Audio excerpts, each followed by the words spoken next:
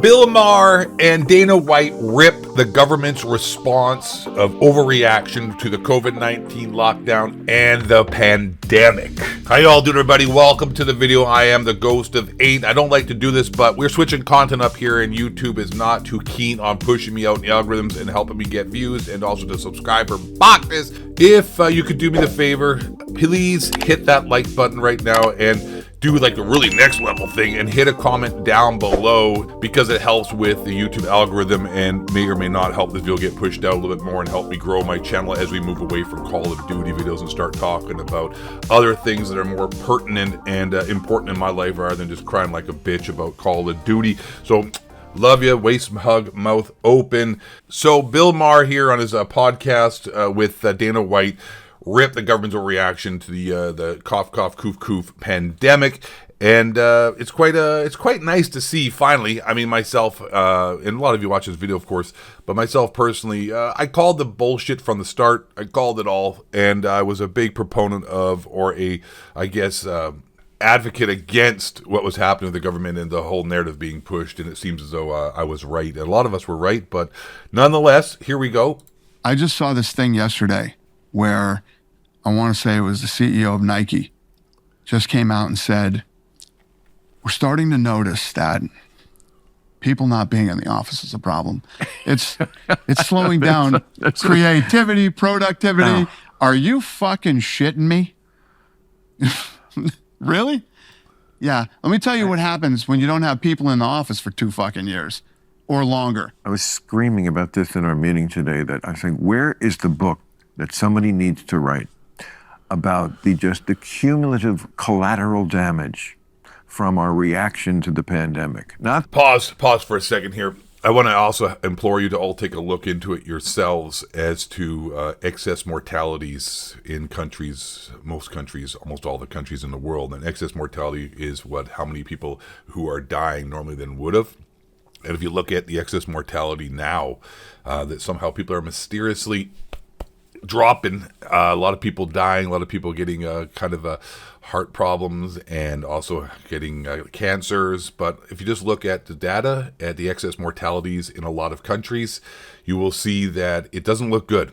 A lot of people are dying for reasons of unknown origin. All right, just gonna put that out there. And God, I'm so happy I didn't get the clock. I'm so glad I didn't get the cook. I'm so glad I didn't get that. I'm just saying, like, bro, I was lucky enough that I could skirt that, and there was no way for 2 years. I was like, I don't care if I can't go out, I can't travel, I can't do anything. I don't give a damn. I'm antisocial anyways. Didn't bother me. I just went and played golf and got takeout. It really actually didn't affect me, and I didn't have a job because I got blood cancer, and I was no way in hell going to take a vaccine when I had a undisclosed weird-ass blood disorder, blood cancer. It's not polycythemia vera, but it acts like that, but they have no idea what it is, and there's no way. I was like, dude, I already got thick blood. I already got blood issues. No way I'm getting the clot shot. Not a damn chance in hell. Anyways, goddamn pumped up on that one. Dodged the bullet. And out, like the murder rates plummeted like in the last 6 months.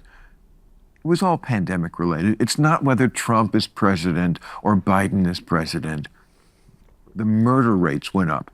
Car crash rates went up. To say nothing of the kids who didn't learn anything for 2 years and all this stuff. The health issues that arose because people didn't get tested. I could go on and on. Someone needs to do a real smart tally of all the collateral damage from how we overreacted and see, and then let's add it up. Could not agree with you and more. See if it, let's have some data. Let's have this back. Well, Bill, if you aren't going to go by the people who are paid by the CIA and the other alphabet gangs, as well as are in cahoots with BlackRock, State Street, and Vanguard, and all the other corporations, and actually, and also all the pharmaceutical companies and universities who are all linked together. Like, I would let you guys know this. Did you know in Canada that like over 80 to 90% of all funding for the government health is paid for by the government of Canada approving pharmaceutical drugs? Like, maybe I'll run that by you again.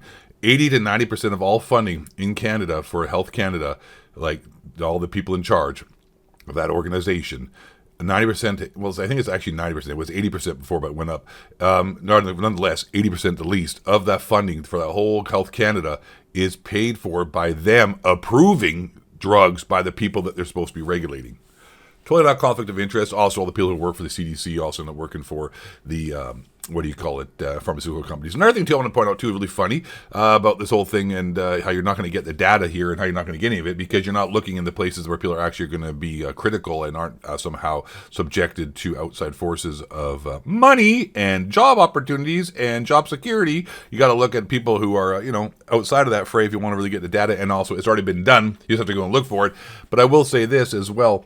It's kind of funny how people will watch a Netflix special on the opioid pandemic with Matthew Broderick, was based on the what the hell? Oh my God, Byron Bear family, whatever, and how they started the opioid pandemic, and how like the FDA, the people who are the same people now with the COVID, were obviously show that they passed the drug through even though it's not safe, and then they end up getting sued for billions of dollars, but it was just would have paid off the interest. And long story short, it didn't cost me anything. But then the judge was like, no, we got to redo this, and I'm like, okay, we'll see what happens.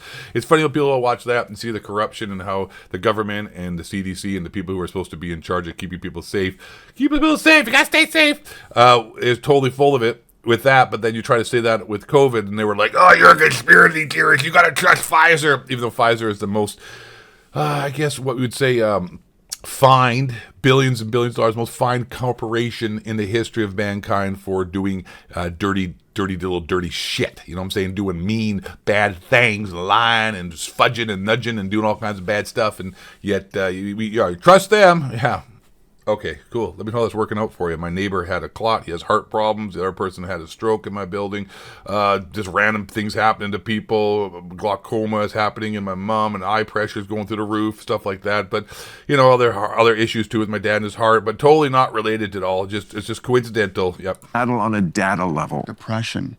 Suicide, like 100%. So many things. Suicides for bitches. And kids who are, how do you assess the psychological damage of kids who are germ paranoids from the age of 2? People who are laid off, people who lost their businesses that My wife had a really, really good job and ran a business, and ran a couple stores and whatnot for a friend. Anyways, doesn't matter. I'm not going to get into it. It's not your business. But after COVID, lost a job, lost a massive amount of income, lost giant businesses gone, and still is like, we're still as a family here sucking wind financially compared to how we were before COVID. Now look at the prices of all the food, look at the groceries, look at the gas, all through the goddamn roof. It's absolutely ridiculous, man. And also want to point out, I don't know if they're going to mention here, the biggest transfer of wealth in human history from middle class and the poor into the upper 1.1% is the largest it's ever been, ever. The rich got so goddamn rich, and everyone else suffered and lost a lot of money.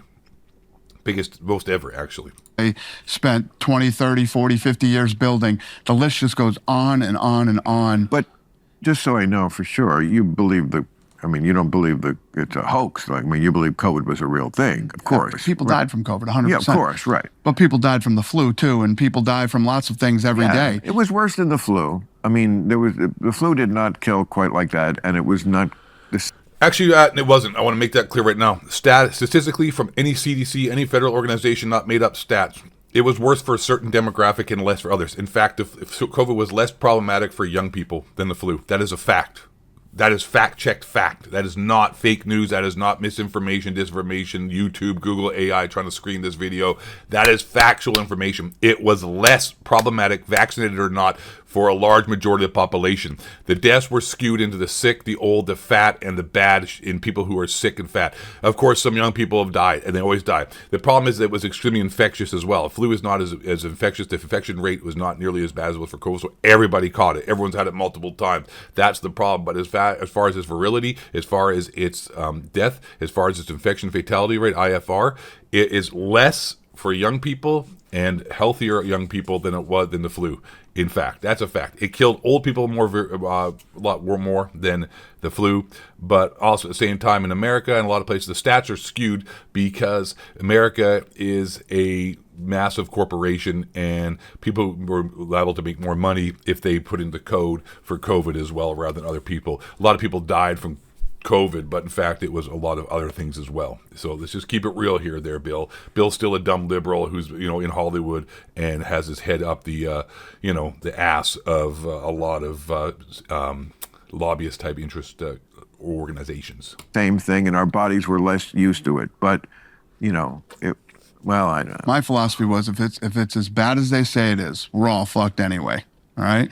And let me tell you what I'm not going to do. I'm not going to die hiding in my fucking house. That's Alpha for damn male. sure. That's why Dana White is an alpha male. Look at Dana White, bald headed. I can't take my mask off because I'm hiding from the federal agents. That's people wonder why you hide your identity. Because I'm like, bro, listen, man. I can't let anyone know who I really am. I'm wanted by listen, I'm a wanted man. I'm like John Bon Jovi here, wanted dead or alive. Alpha male, exactly. I will finish this off with a little bit of philosophy on the whole thing in life. No matter when you die, it doesn't matter as well. A coward dies 1,000 deaths. A hero dies but once. And it doesn't matter, though, when you die. It doesn't matter if you're a baby or if you're an adult, or if you lived a great life or a bad life. And that is really the truth. It's not a doomer mentality, because it makes your life actually worth more, because you have nothing to fear. It's easier said than done. I can say this and sit in my little fucking pontificating soapbox and say this to you. But I will say that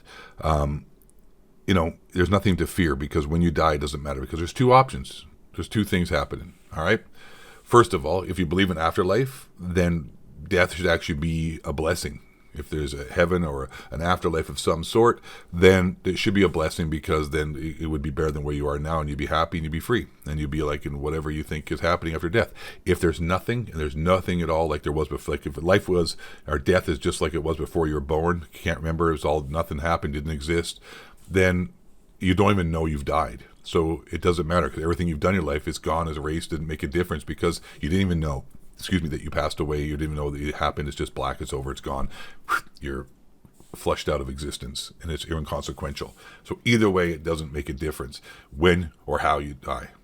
But you know what? That's the video. I'm the Ghost of Vate. Once again, if you enjoyed it, subscribe, hit that like button.